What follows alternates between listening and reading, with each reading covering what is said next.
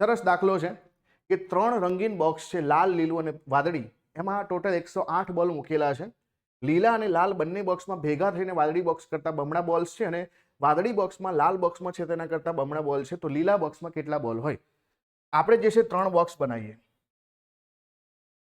આ બોક્સનું નામ છે ભાઈ લાલ, આ બોક્સનું નામ છે લીલું અને આ બોક્સ છે વાદળી. ટોટલ જે છે બધામાં થઈને 108 બોલ છે.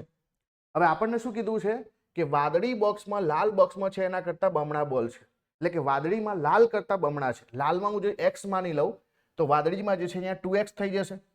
પછી એના પહેલા શું લખ્યું છે? લીલા અને લાલ બોક્સ બંનેમાં થઈને જેટલા જે છે મતલબ બોલ છે એ વાદળી બોક્સ કરતા બમણા છે. એટલે વાદળીમાં 2x હોય તો આ બંનેમાં ભેગા થઈને જે છે એનાથી ડબલ એટલે કે 4x થવા જોઈએ. હવે ઓલરેડી લાલમાં x છે તો લીલામાં કેટલા આવશે? 3x આવશે.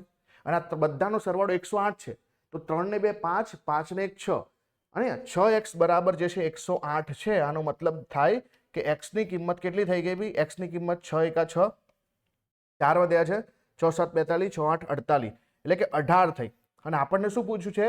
લીલા બોક્સમાં કેટલા દડા? એટલે કે 3x થયા એટલે કે 18 તરીના 54 દડા થાય, 54.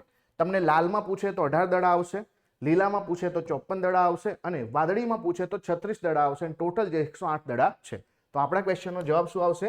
લીલામાં પૂછ્યું છે તો આપણને આવશે 54. તો આવી રીતે કેલ્ક્યુલેટ કરી શકાય.